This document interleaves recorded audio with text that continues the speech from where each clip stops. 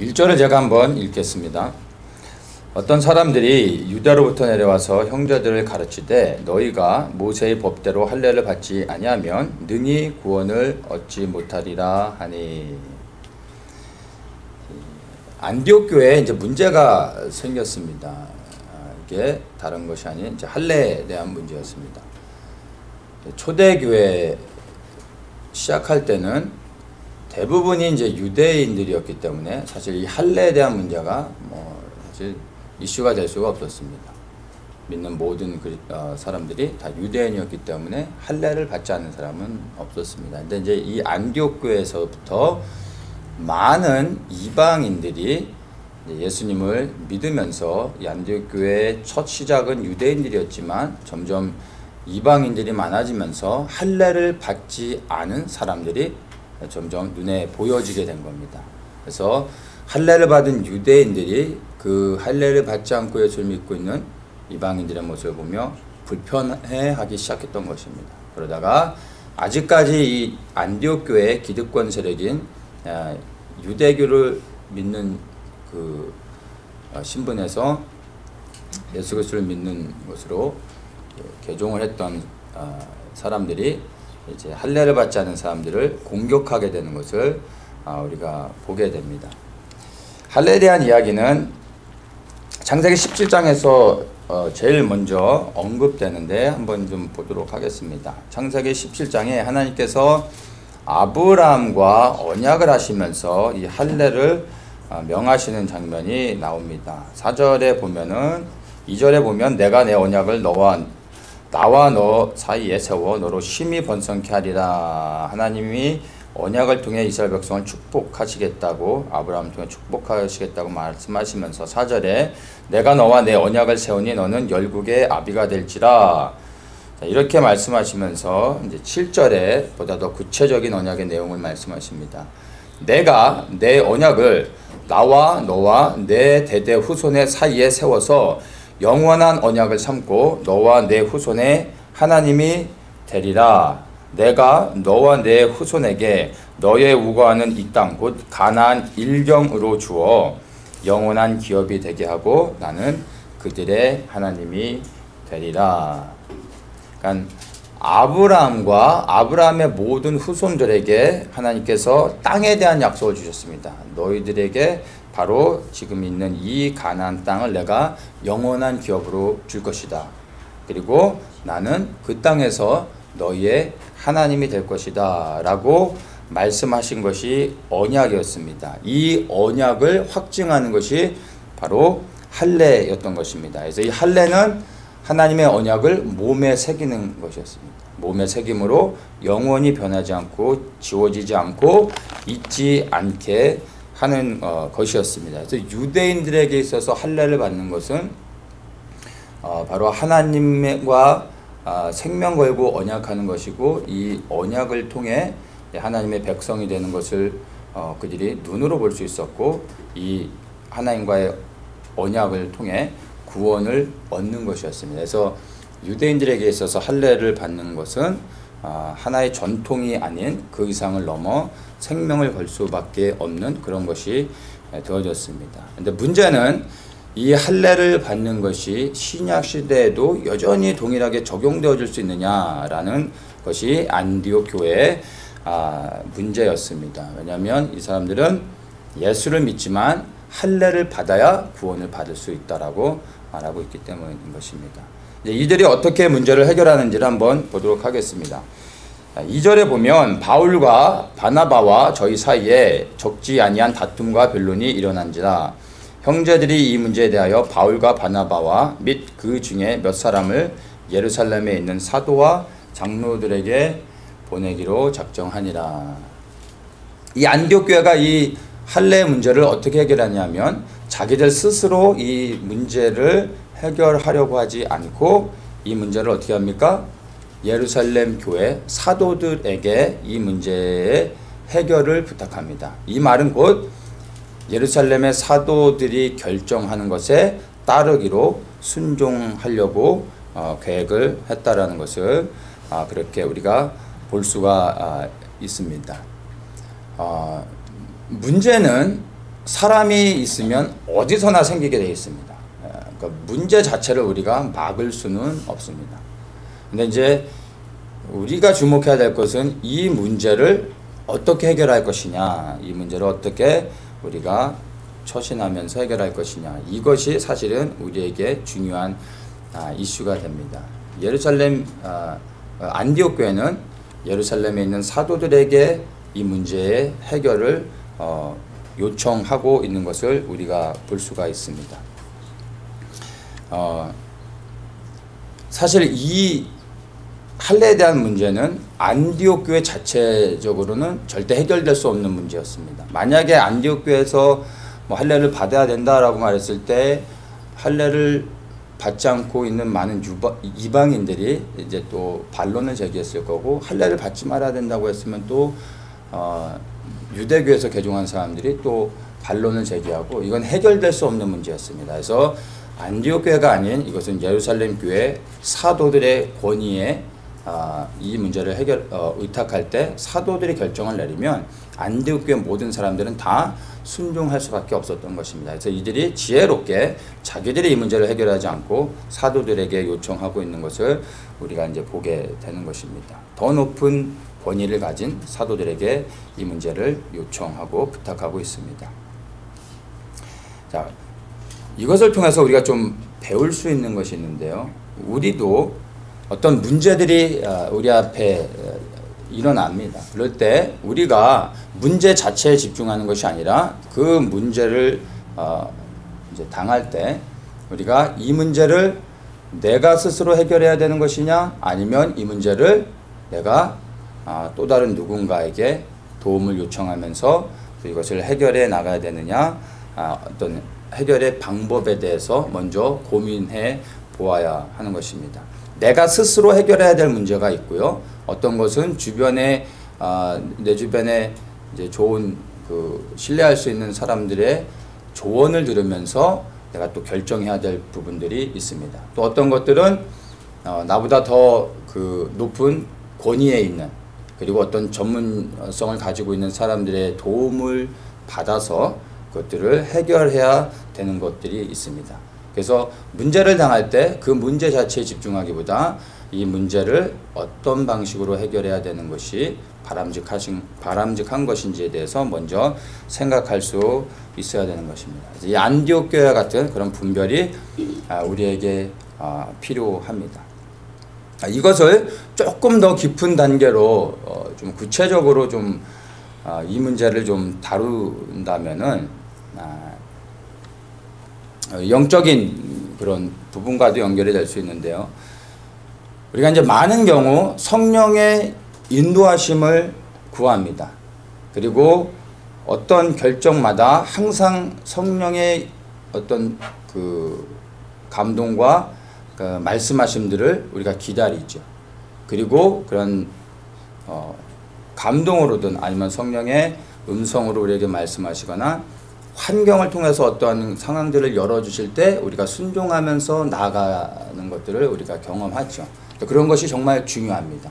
그러나 모든 상황 가운데서 우리가 성령의 음성을 들으며 성령께서 모든 길들을 열어주시는 것은 아니라는 것 또한 우리가 알아야 됩니다. 때로는 그것과 상관없이 우리가 어떠한 것을 결정해야 되는 상황이 있습니다. 그렇게 우리가 어떤 것을 성령 안에서 결정할 때 비로소 성령께서 우리 안에 함께 하시면서 우리의 결정 가운데 선한 일들을 행하시는 것을 우리가 경험할 수 있게 되는 것입니다.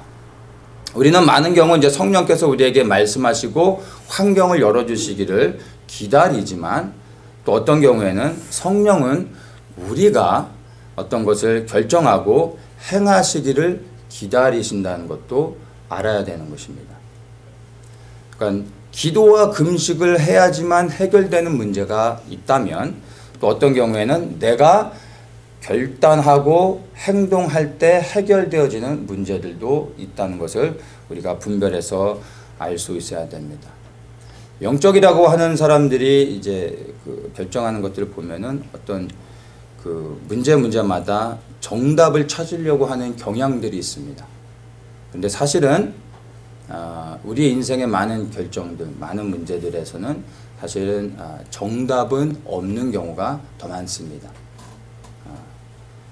중요한 것은 정답을 찾으려고 하기보다 어떠한 결정을 하더라도 내가 내린 그 결정 가운데 성령이 함께 하시며 또 내가 내린 그 어떤 결단 가운데 하나님께서 우리의 삶을 선하게 인도하실 것을 믿는 것이 더 중요한 것입니다.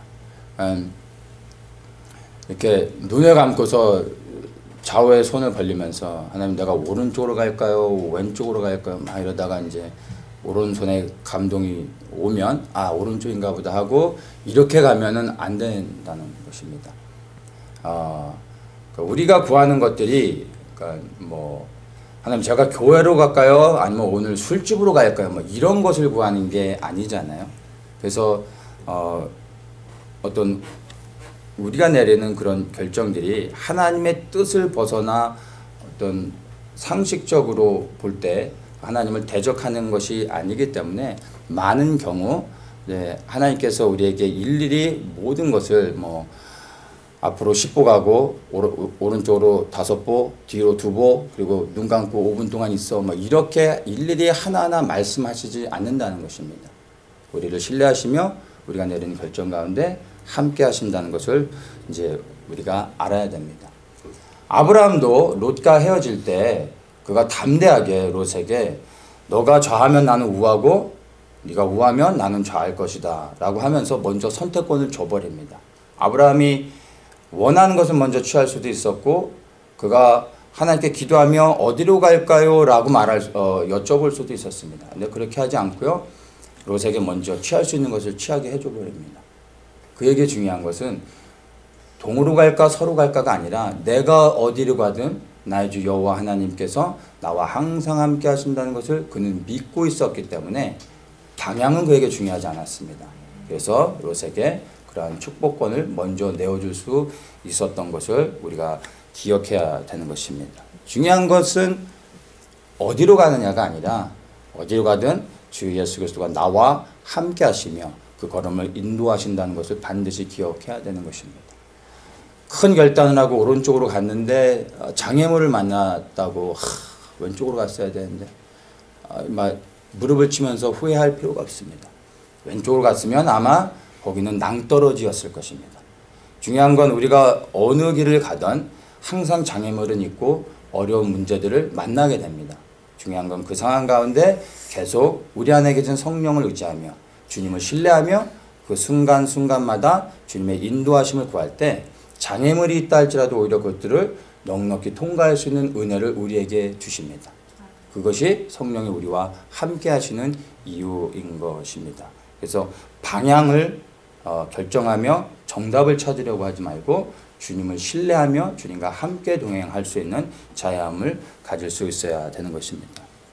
이 많은 사람들이 성령의 인도하심을 구하고 있지만 사실은 그 성령의 인도하심을 구하는 자체를 뭐라고 할 수는 없지만 성령의 인도하심을 구하는 그 모든 그런 그 행동이 그런 행위가 다 선하다라고 결코 말할 수 없습니다. 그렇게 성령의 인도하심을 구하는 그 사람 안에 숨겨진 동기를 우리는 발견할 수 있어야 됩니다. 내가 성령의 인도하심을 구하고 성령의 인도하심을 따라가려고 하는 이유가 정말 하나님의 뜻에 순종하려고 성령의 인도하심을 구하고 있는 것인지 아니면 성령의 인도하심을 통해 보다 더 편안한 길 아니면 보다 내게 유익함을 줄 수 있는 길 아니면 내가 책임을 지지 않기 위해서 게을러서 어떤 성령의 인도하심을 구하고 있는지 우리 마음속의 동기를 살펴볼 수 있어야 됩니다. 우리가 예수님을 믿기 때문에 예수님을 부인하진 않습니다. 그리고 성령을 우리가 우리 안에 내주하시는 것을 알고 또한 그 성령의 뜻을 구합니다. 그러나 우리가 성령의 뜻을 구하고 성령의 인도하심을 구하지만 많은 경우 그 동기들이 선하지 않을 수 있다는 것을 우리가 분별해 봐야 됩니다. 그것은 다른 사람이 알 수 있는 것이 아니라 내 스스로가 그것들을 볼 수 있어야 되는 것입니다. 평상시에는 내가 원하는 대로 그냥 마음대로 하다가 어떤 중요한 결정이 딱 있을 때 이건 어떻게 하면 좋겠습니까 하고 그때 와서 막 하나님께 막 기도하지요. 그러면 응답이 대부분 없습니다. 그러면 그때 왜 내게 응답하지 않냐고 막 하나님께 따지는 사람들이 있습니다. 사실 일상의 삶 가운데 성령과 함께 동행하는 사람은 큰 문제를 만나도 여전히 큰 문제와 작은 문제는 상관이 없습니다. 하던 대로 그렇게 성령의 인도하심을 따라 이렇게 인도함을 받으며 나아갈 수 있는 것입니다. 중요한 것은 내가 성령의 인도하심을 구할 때 누구를 위한 것인지, 그것이 나를 위해서 성령의 인도함을 구하고 있는지, 아니면 정말 하나님의 뜻을 순종해 하나님의 영광을 위해 성령의 인도하심을 구하고 있는지를 반드시 분별해 보아야 하는 것입니다. 무엇이 하나님의 뜻인지를 우리가 분별해야 될 때가 반드시 있습니다. 그래서 정말 그러한 상황 가운데서는 하나님께서 우리에게 분명하게 말씀하실 때까지, 어떨 때는 환경을 여실 때까지 꼼짝없이 계속해서 기다려야 될 때가 반드시 있습니다. 그런데 모든 상황이 그렇진 않다는 것을 우리가 분별해야 됩니다. 이제 어떤 상황에서는 하나님을 위해서 우리의 마음과 뜻을 정하고 우리가 일어나 행동해야 될 때가 있습니다. 그럴 때 성령께서 우리의 걸음을 인도해 주시는 것입니다. 어떨 때 내가 하나님의 인도하심을 구하며 그 자리에 머물러 있어야 되는 것인지, 또 어떤 상황 가운데는 내가 주님을 의지하면서 믿음으로 정말 내가 취하며 행동하며 나가야 되는지, 이것들에 대한 분별은 여러분 스스로가 기도하면서 이것들을 분별해 낼 수 있어야 되는 것입니다.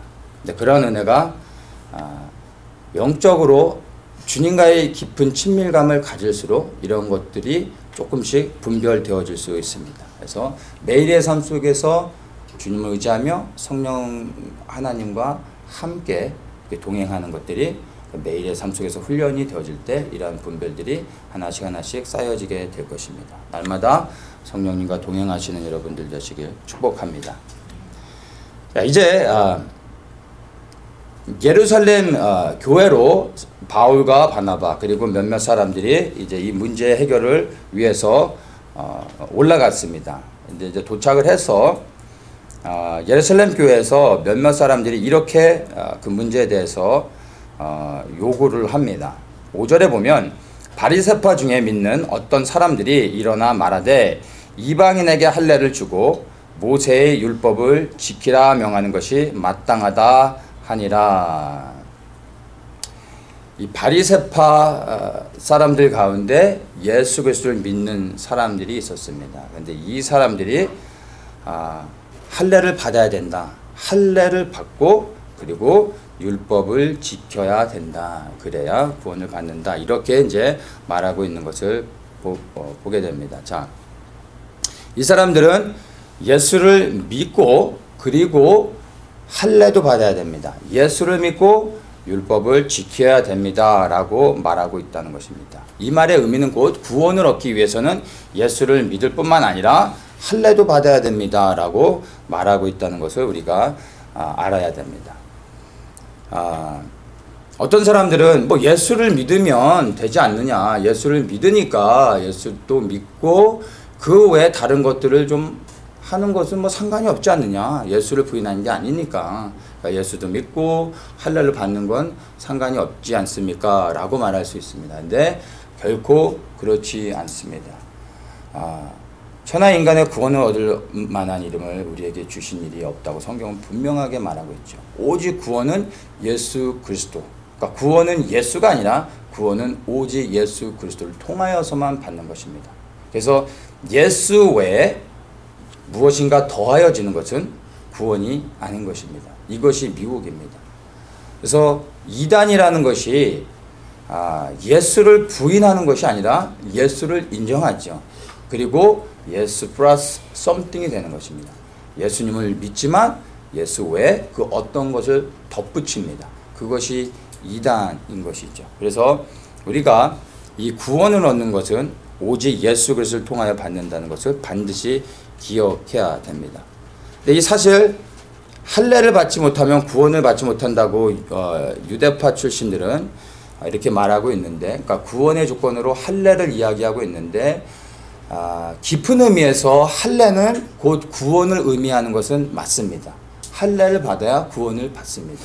그 말은 할례를 받는다는 것은 곧 우리가 창세기 17장에서 봤지만 할례를 받는 것은 하나님의 백성이 된다라는 의미입니다. 그러면 하나님이 우리의 왕이 되신다는 얘기죠. 백성은 왕을 섬기는 것입니다. 그럼 내가 할례를 받은 자라면 나의 왕이신 하나님을 섬겨야 되죠. 그 섬김은 순종으로 나타나게 되어 있습니다. 그렇게 우리가 하나님 앞에 할례를 받은 백성으로 하나님을 순종하고 섬기면 우리의 왕이신 하나님께서 우리를 보호하고 지키십니다. 그것이 곧 구원인 것입니다. 그래서 할례를 받는 것은 곧 구원을 의미하는 것이 맞습니다. 그런데 지금 이 유대인들의 문제가 무엇이냐면 표면적인 할례, 육체에 받는 할례, 외형적인 것, 할례를 받으면 구원이다. 중간에 정말 중요한 의미들은 다 띄워버리고 할례가 곧 구원이 되어버린 거예요. 그 할례가 우리에게 무엇을 요구하고 있는지에 대해서는 생각하지 않고 할례를 받으면 구원을 받는다 라고 그냥 주장하고 있는 것입니다. 이것이 우리를 미혹하고 있다는 것을 우리가 이제 보면서 분별해 알 수 있어야 됩니다.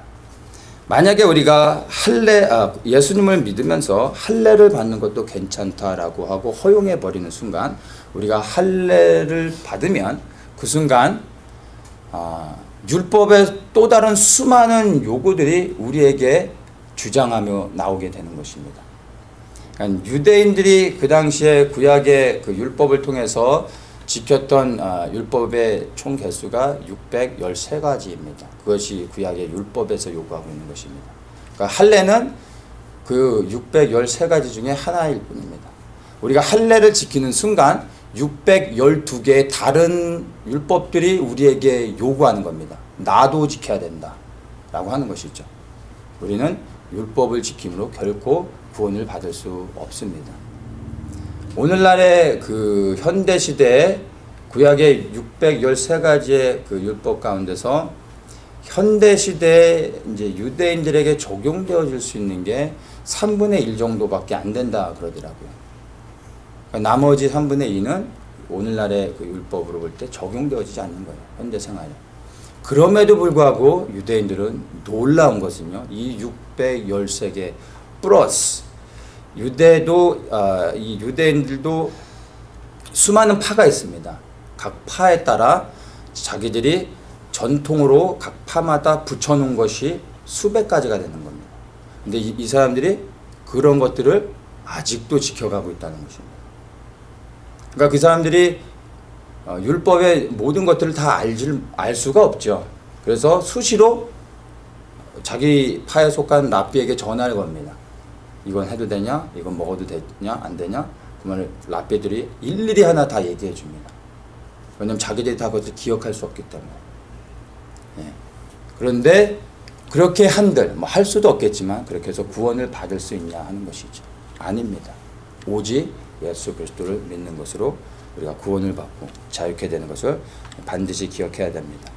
갈라디아서 5장 6절에서 이렇게 말합니다. 그리스도 예수 안에서는 할례나 무할례가 효력이 없되 사랑으로서 역사하는 믿음뿐이니라. 할례나 무할례는 효력이 없다고 말합니다. 근데 전제 조건이 중요합니다. 그리스도 예수 안에서. 그러니까 예수 그리스도 안에서 할례는 무효한 것입니다. 그런데 할례뿐만이 아니라 무할례도 얘기하고 있습니다. 그러니까 예수 그리스도를 믿으면 할례를 절대 받으면 안 된다. 이게 아니라 사실은 예수 그리스도를 믿으면 할례를 받아도 상관이 없습니다.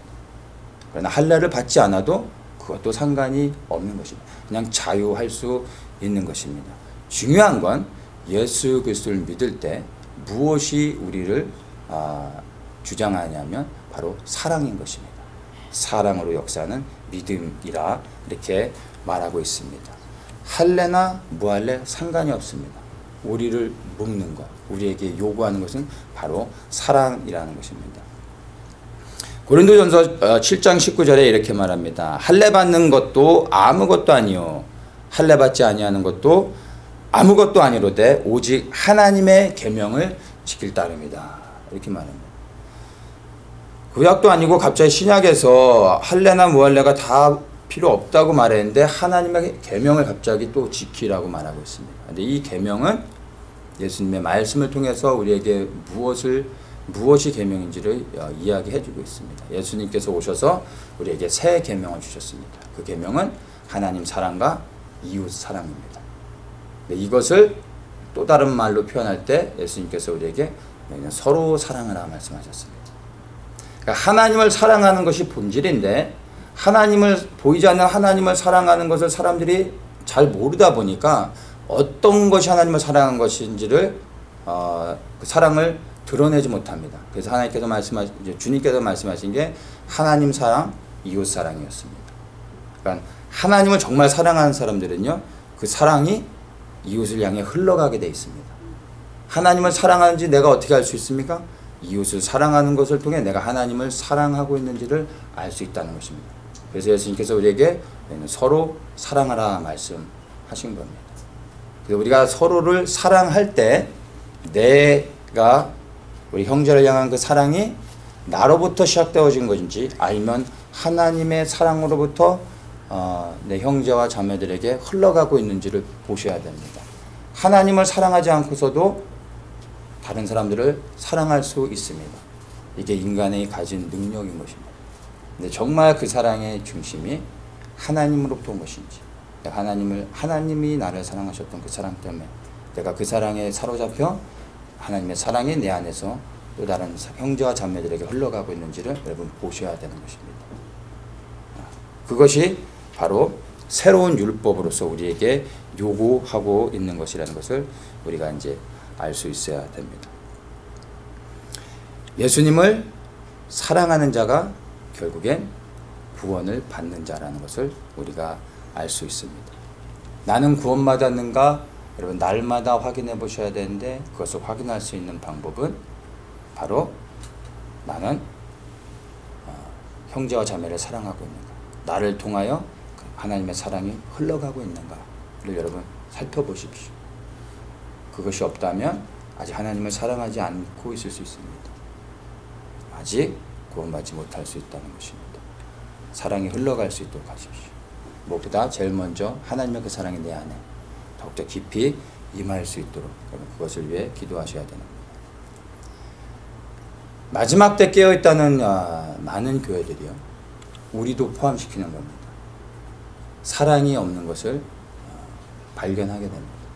판단이 아니라 분별하여 보는 것입니다. 우리를 위해서. 마지막 때의 정보도 있고, 그리고 깨어있기 때문에 기도하는 사람들이 옵니다. 그리고 마지막 때를 깨달았기 때문에 헌신도 있습니다. 사역도 합니다. 그런데 마지막 때의 교회들의 그리스도 안에서 나누는 사랑이 없는 것을 많이 보았고, 또한 그런 이야기들을 많이 들었습니다. 제 주변에서 그런 것들 많이 보게 되어졌습니다. 교회라는 공동체를 세울 수 있고, 그리고 생명을 주는 단 하나는요, 사랑인 것입니다. 이 사랑이 교회 공동체를 세우는 것입니다. 마지막 때에 대한 정보, 그리고 헌신, 그리고 사역들, 이런 것들이 교회에 생명을 주는 것은 아닙니다. 교회에 모일 수 있는 동기는 되어줄 수 있지만 교회의 생명은 오직 사랑인 것을 여러분 기억하셔야 됩니다. 정보가 좀 부족해도 괜찮습니다. 조금 틀려도 괜찮습니다. 죽고 사는 문제가 아닙니다. 사역에 좀 실패하고 조금 부족해도 여러분 전혀 문제되지 않습니다. 그러나 마지막 때 깨어있는 교회라면 우리가 더욱더 사랑하기 위해 노력해야 됩니다. 왜냐하면 마지막 때가 되어질수록 사랑이 점점 식어지게 될 것입니다. 정말 우리는 더욱더 연합해서 함께 모여 그리스도를 사랑하는 것입니다. 함께 그리스도를 사랑할 때 우리가 우리의 믿음의 끝까지 함께 지켜가게 되는 것입니다. 이것이 마지막 때의 교회 하나님이 원하시는 것입니다. 많은 정보들을 흘려보내고 많은 마지막 때의 사역을 하는 교회보다 사랑으로서 견고히 세워져서 승리하는 그런 교회가 되기를 정말로 원합니다. 바로 그러한 교회가 되기 위해 우리 함께 헌신하고 노력해야 되는 것입니다. 이제 이러한 문제에 대해서 7절부터 베드로가 이제 쭉 설명을 아주 자세하게 해줍니다. 그러면서 11절에 이제 이렇게 결론을 딱 내립니다. 우리가 저희와 동일하게 주 예수의 은혜로 구원받는 줄을 믿노라. 이렇게 결론을 내립니다. 주 예수의 은혜. 이 주 예수의 은혜가 무엇이죠? 바로 십자가 사랑이죠. 예수님의 은혜. 십자가 사랑. 예수님께서 우리를 사랑하셨습니다. 사랑하셔서 그분의 생명을 우리 가운데 내어주셨다는 것을 우리가 날마다 기억해야 되는 것입니다. 그래서 예수님께서 죽으실 때 말씀하시는 것이 내가 다 이루었다 이렇게 말씀하셨습니다. 무엇을 다 이루셨습니까? 세상에서 요구하고 있는 모든 율법을 다 이루신 것입니다. 사랑으로서 죽기까지 하나님께 순종함으로 사랑을 이루셨습니다. 죽기까지 순종하심으로 우리를 사랑하신 것입니다. 그래서 내가 다 이루었다 할 때 율법이 폐하여진 것이 아니라 율법이 완성되어진 것입니다. 율법의 모든 요구를 이루신 것입니다. 그 예수님의 사랑이 우리를 구원하는 것입니다. 우리가 예수님을 사랑해서 구원을 받는 것이 아니라 주님이 우리를 사랑하셨기 때문에 구원을 받는 것입니다. 이것을 우리가 기억해야 됩니다. 할례를 받음으로 구원받을 수 있는 것이 아니라 예수님이 죽기까지 우리를 사랑하셨기 때문에 우리가 구원을 받을 수 있는 것입니다. 근데 이 구원이 실체가 되어지기 위해서는 우리가 이 사랑에 반응해야 됩니다. 우리를 위해 죽기까지 사랑하셨던 것처럼 이제 우리 또한 그 사랑을 본받아 우리의 삶을 그리스도께 드리는 것이죠. 주님을 위해 우리의 생명을 드려 우리 또한 죽기까지 주님을 사랑해야 되는 것입니다. 근데 그 사랑이 실체로 우리의 삶 속에서 역사하는 것은 형제와 자매를 향한 사랑으로 영혼을 구원하는 것으로 이 땅에서 주님을 섬기는 것으로 흘러가게 해야 되는 것입니다. 그것이 이 땅에서 사랑으로 율법을 이루는 것임을 여러분 기억하십시오. 이제 여기서 우리가 마지막으로 한 가지를 좀 보아야 될 것이 있는데 그것이 10절 말씀입니다. 그런데 지금 너희가 어찌하여 하나님을 시험하여 우리 조상과 우리도 능히 매지 못하던 멍에를 제자들의 목에 두려느냐 이렇게 말합니다. 유대인에게 있어서 이 할례를 받는 것, 또 이 율법은 정말 생명과도 같은 그들이 정말 자랑스럽게 여기는 것이었는데 베드로가 바로 이것을 뭐라고 말합니까? 멍에라고 말하고 있습니다. 멍에는 이제 속박하는 것이죠. 자유하지 못하도록 묶는 것입니다. 그런데 이 율법, 그러니까 이 할례는 그들에게 있어서 구원이었고 생명이었던 것이었는데 바로 너희를 속박하는 멍에다라고 분명하게 정의를 내려주고 있다는 것입니다. 우리가 생명처럼 여겼던 것, 예수 그리스도를 알지 못했을 때 생명처럼 여겼던 것들이 여러분 예수 그리스도를 믿는 순간 우리를 묶는 멍에가 될 수 있다는 것을 여러분 기억하셔야 됩니다. 예수 그리스도가 우리의 삶에 상관이 없을 때 우리가 무언가 붙잡고 살던 것이 있습니다.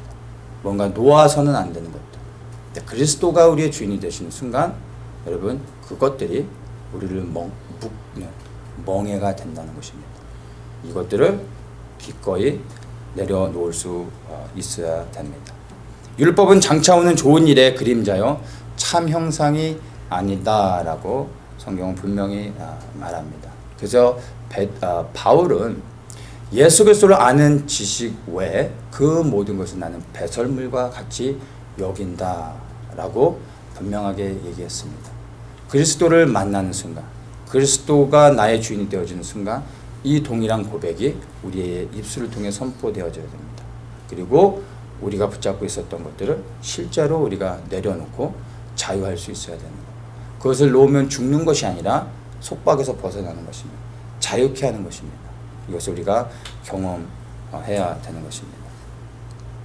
율법이 유대인들은 사실 묶고 있었던 것이 아니라 유대인 스스로가 그 율법에 묶여 살아가고 있었습니다. 이미 자유를 얻었음에도 불구하고 여전히 노예의 삶을 스스로 살아가고 있었던 것입니다. 우리도 마찬가지 예수를 믿으면서 이미 자유를 얻었음에도 불구하고 우리 스스로가 무엇인가에 묶여서 노예처럼 속박받으면서 자유하지 못하는 가운데 묶여 살아갈 수 있다는 것을 여러분 분명히 기억해야 됩니다. 이미 자유를 얻었는데도 불구하고. 미국이 링컨 대통령을 통해 흑인들에게 자유를 주었지만 법적으로 자유를 보장했음에도 불구하고 이 흑인들이 실제로 자유를 얻으면서 헌법이 보장한 그 자유를 누리기까지는요, 실제적으로는 100년이 넘는 시간이, 거의 100년에 가까운 시간이 걸렸습니다. 여러 가지 문제들이 있었지만 그 중에 큰 문제는 스스로 자유를 주장하지 못했다는 것입니다. 그냥 원래 살던 대로 자유를 얻었지만 살던 신분 자체가 노예였기 때문에 그냥 노예 신분으로 사는 게 편했습니다. 그래야 먹고 살 수 있었기 때문에. 자유를 주장하는 순간 농장에서 일하던 흑인들은 일거리를 잃어버리게 되죠. 나가 죽게 되는 거예요. 아무 데서 일을 할 수가 없게 되는 거죠. 그래서 스스로 자유를 버려버립니다. 노예로 살아가게 됐던 것입니다. 우리가 예수 그리스도 안에서 생명을 얻었음에도 불구하고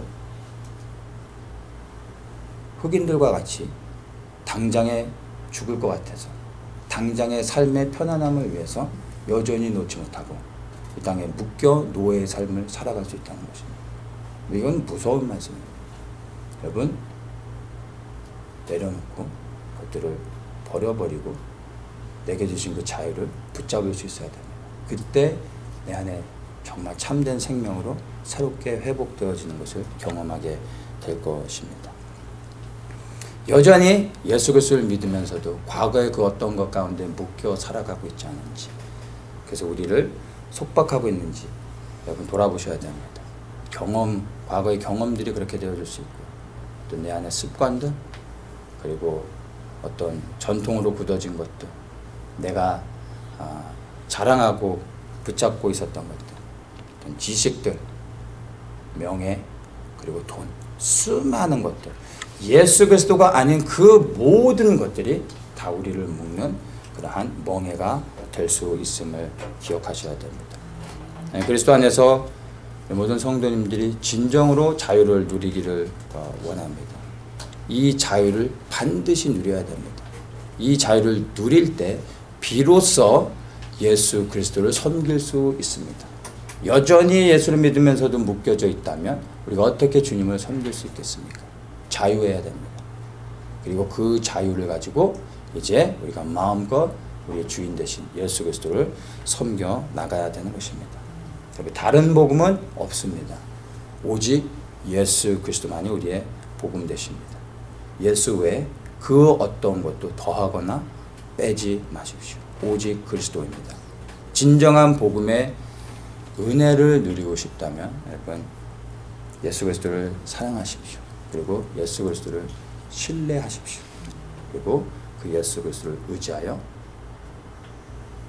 그 외에 다른 모든 것들을 내려놓고 주님을 바라보며 믿음의 걸음을 시작하십시오. 주님이 함께 하실 것입니다. 기도하겠습니다.